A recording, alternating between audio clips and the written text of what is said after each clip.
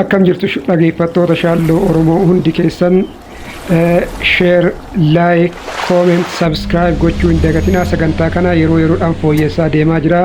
Share, like, comment, subscribe gochuun keessan immoo kana caalaa jabeessee akka hojjedhuu fi sagantaa biraallee akka dabaluu na taasisa waan ta'eef share, like, comment, subscribe gochuu hin dagatinaa isiniin jedha.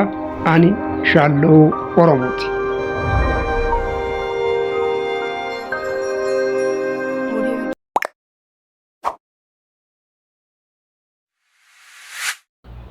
Waan afur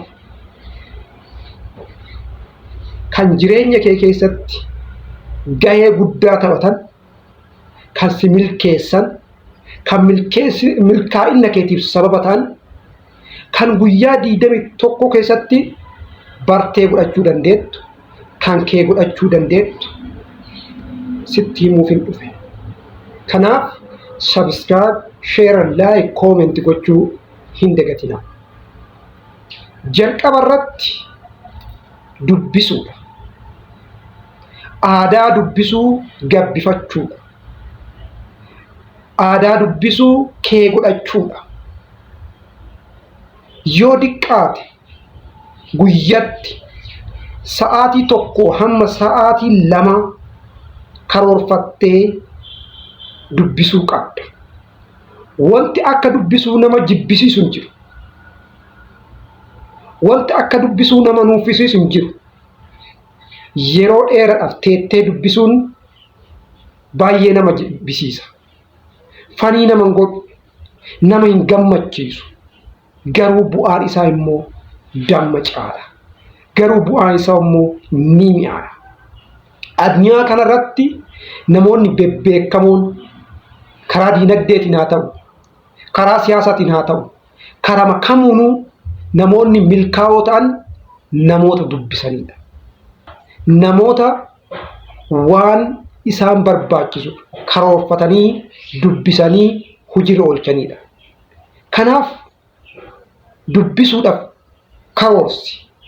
Karoora kee cabsiin hamma guyyaa 21tiif karoorfattee walitti fuftee yaalii goonan ni baratta. Yeroo tokko baratte taanaan immoo innumtuu araada yookaan immoo suusii waan sitti ta'uuf dubbisuu amaleeffataa deemta. Yeroo dubbiftu maal dubbisuu qabda? Biizinasiidha moo? Siyaasaadha moo? Saayikolojiidha moo? Fayyaadha moo?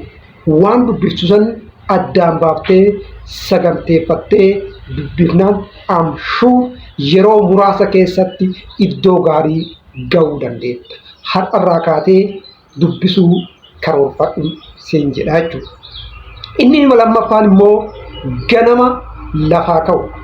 Baay'ee murteessaa fi baay'ee kan namatti tolu jechuudha.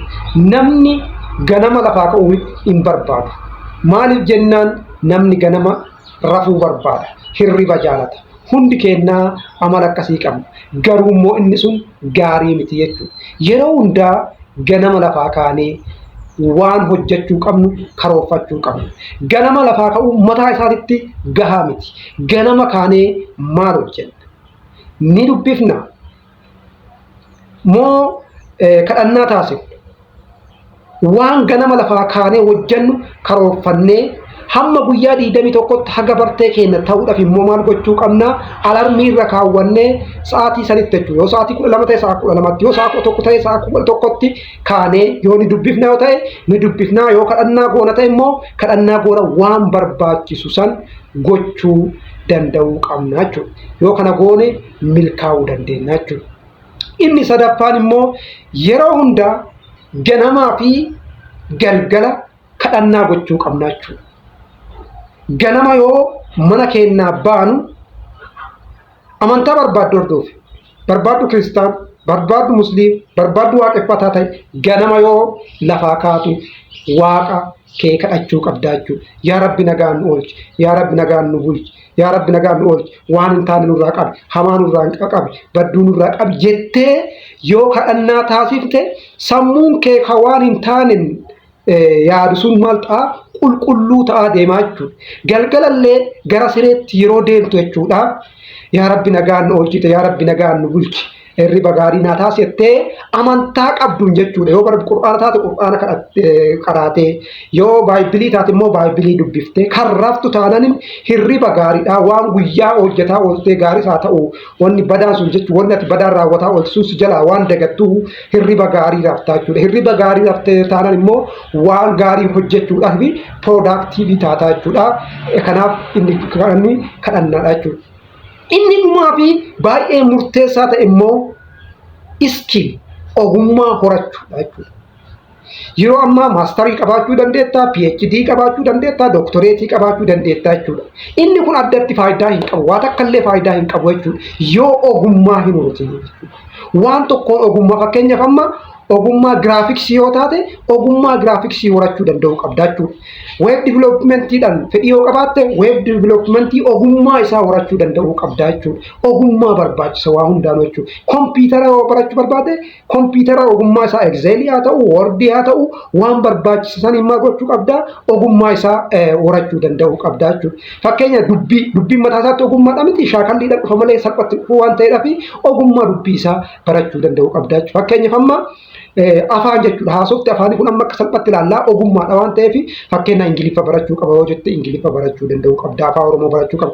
Afaan Amaariffaa barachuu qaba yoo ta'e akkasitti ogummaadha waan ta'eef ogummaa tokko diiviloop gochuu qabna jechuudha. Kana fakkaataa guyyaa biraatillee kabiraatti walitti deebinaa. Share, like, comment, subscribe gochuu hin dagatinaa.